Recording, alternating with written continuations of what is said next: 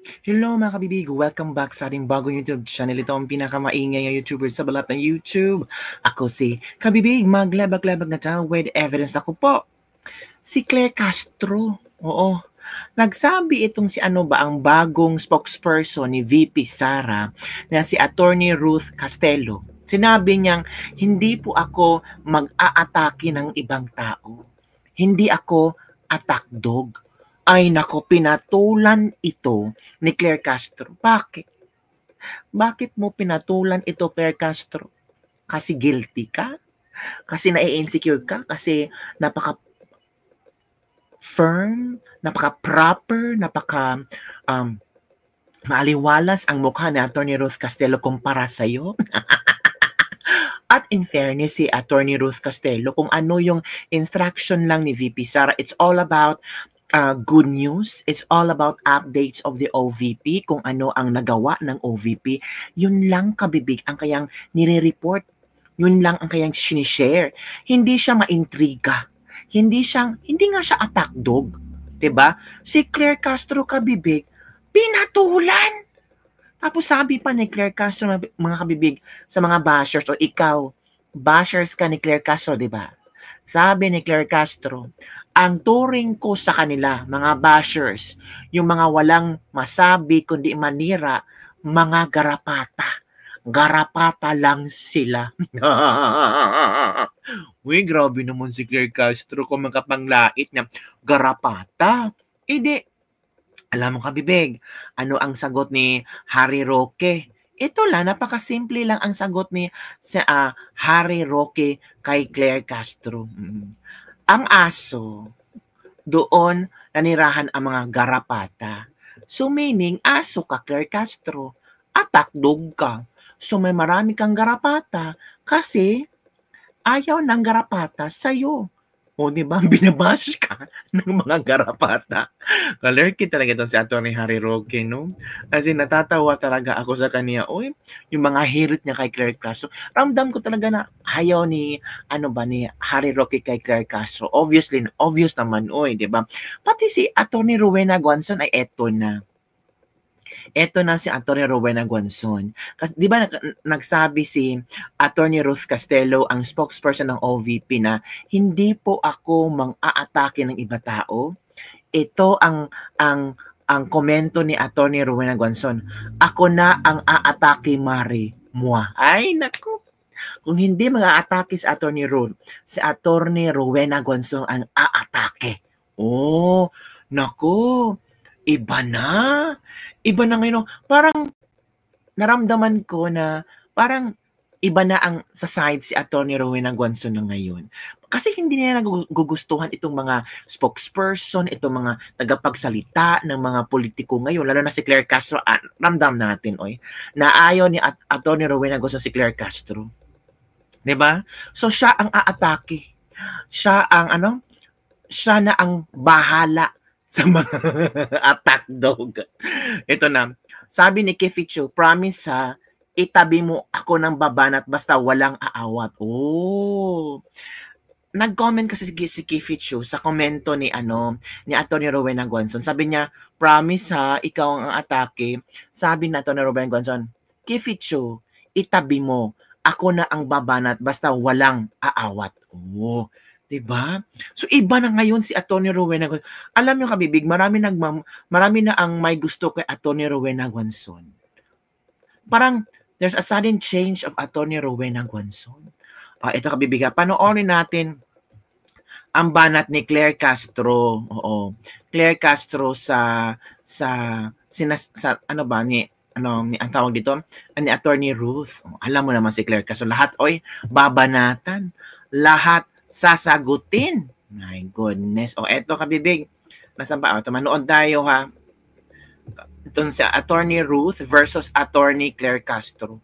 Okay kabibig. Saan kayo papanig? Kay Atty. Ruth or kay Atty. Ruth? Kay Atty. Claire Castro. Ay, may sasama na si Atty. Rowena Guanzon, ang tagabanat, ang aatake. Kasama si Atty. Harry Roque. Ang daming attorney The instructions are, number one, I am not an attack dog. So, not being a redactor, I will not go on the offensive. I will just report. I'll be straightforward, report on what message the Office of the Vice President means. And that's basically it, actually. Hindi siya attack dog. Definitely, VP Sara doesn't need anymore an attack dog. Hindi niya na po kailangan ng isang attack dog. So, you know what I mean? Parang napahiya si Claire Castro, no? Kasi ang mga tao, sinasabihan siyang attack dog. Kasi every now and then, pag may komento si VP Sara, nagko-comment agad si Claire Castro. Of course, ang tanong ng ibang netizen, Claire Castro, sinasahuran ka ng sambayan ng Pilipino, hindi ka sinasahuran ni Bongbong Marcos. Yung sahod mo ay galing sa tax ng tao. Isipin mo, hindi galing sa bulsa ni Bongbong Marcos. So please lang, be fair. Oh, sabi ng isang netizen, grabe ha. Pero natatawa talaga ako sa komento ni Atty. Rowena Guanzon. Siya nang aatake. Basta wala lang aawat. I'm sure, no, pag itong si Rowena Guanzon, pag aatake ito, baka may magsasabi kay Atty. Rowena Guanzon, huwag mo nang aatakihan na masyado. Hinay-hinay lang. Kasi sinabi niya, basta wala lang, ang tawag dito, aawat sa kanya, aatakihin talaga niya. Diba? So ito kabibigbo, ang ilang mga videos ni Attorney Harry Roque tungkol kay Eden Santos at itong si Claire Castro. Makinig tayo, manood tayo kabibig ha, manood tayo kay Attorney Harry Roque. Pero sa tingin ko nga, ang nagiging papel ngayon ni Auntie Claire, dahil wala namang programa itong gobyernong ito, kundi siraan ang oposisyon at maghanda para sa 2028 at Marcos Forever, talagang ang tanging papilang niya ay warakin ng oposisyon. Kaya nga, kung titignan niyo mga press briefing ni Auntie Claire, walang report tungkol sa achievement ng gobyerno. Correct. Puro lang paninira sa mga kalaban sa politika at kasama na nga ako doon. Pero sa tingin ko nga, ang nagiging papel ngayon ni Auntie Claire, diba? Wala talagang programa kabibig. Merong mang report ay galing sa PIDEA, tapos ang PIDEA pa ang pinasasagot niya sa mga missing, sa mga blankong dokumento. Ito pa. So hindi po ako nagtataka na pinaalis nila si Eden kasi ayaw nila yung mga tanong na hindi maisagot. Ang totoo niyan, kaya walang sagot, wala talagang sagot. Bakit? Walang sagot yung presidente.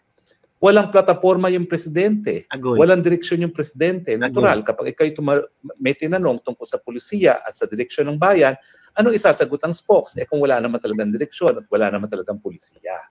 So hindi po ako nagtataka na pinaalis nila si Eden kasi ayaw nila yung mga tanong na hindi maisagot. Ang totoo niyan, kaya walang sagot, wala talagang sagot. Tama, wala talagang sagot. Kasi wala talagang sagot, di ba mga kabibig?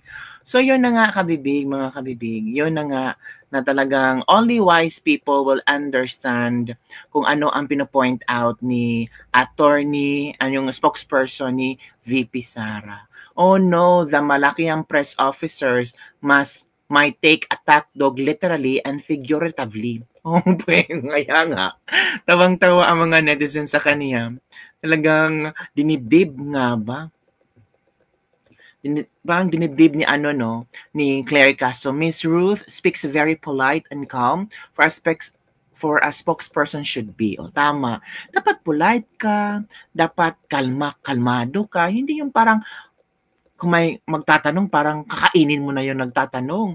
Kung wala kang masasagot, puro na lang pa bulak-bulaking mga words ang gagawin mo. Ito pa, los-los ni mo, Claire, maayo pa'y maglana ka og putot, muduga pa. Diba? Ito pa, nako kaloka si Claire kung ano-ano lang masagot. Nako, tama nga si Attorney Harry Roque. Ikay may attack dog, Claire, hindi mo ba nararamdaman? Pero sabi ni Claire kasi mga garapata daw yung mga bashers niya. Ay, nako, Claire Castro, anong nangyari sa'yo? So, well, anong talaga? Di ba ito, garapata. Ito, sabi ni ni Attorney Harry, paalala, aso kasama ng attack dog ang kinakapitan ng garapata. Di aso ka pala, Claire Castro, coming from a lady dog who might have been bitten by the garapata. Noted po, Queen of Blank Papers. Hala, grabe naman. Talking to herself pala itong si Claire Castro. Ito pa. Tama nga, tama nga siya term describing herself. Garapata. Ay, nako mga bibi. Ate Claire, magbago ka na. That is you, Ate Claire. Kasi tinawag niya ang mga bashers na garapata. Queen of blank bond papers. The host of the Garapatas. You perfectly describe yourself, lapdog. Hala. Nako, back to you, Auntie Claire. Look who's talking. The dog with Garapatas. Garapata, Jo, dili day kuya mad. Nga tao. Like boss, honor, like pet. Kung garapata, ikaw ang aso, sabi ng mga tao. Ito yung mga comment ng mga bashers at hindi lang bashers kundi yung mga nagbibigay ng opinion hanggang sa mga sinasabi ni Claire Castro na ang mga bashers niya ay garapata. Naka pa. So ano ang iyong komento hinggil dito mga kabibig na parang hindi pa rin natatapos si Atty. Claire Castro, no? And I think nag-i-enjoy si Atty. Claire Castro sa limelight, sa relevance niya sa panahon ngayon. Baka ito ang sabi ni BBM, sige, i-enjoy mo lang yan. Patulan mo ang lahat ng mga nagbabash sa'yo. Bilang spokesperson, aside from you are reporting something, kung merong bang good governance sa Pangulong Bongbong Marcos, mas maging relevant ka kung papatulan mo mga bashers. Let's go to the lowest point namin talaga, no? So, yun lang kabibig ang ating Ladies Lebag-Lebag for today. Ano ang iyong komento na ikaw, basher ka ni Claire Castro, tinawag kang garapata?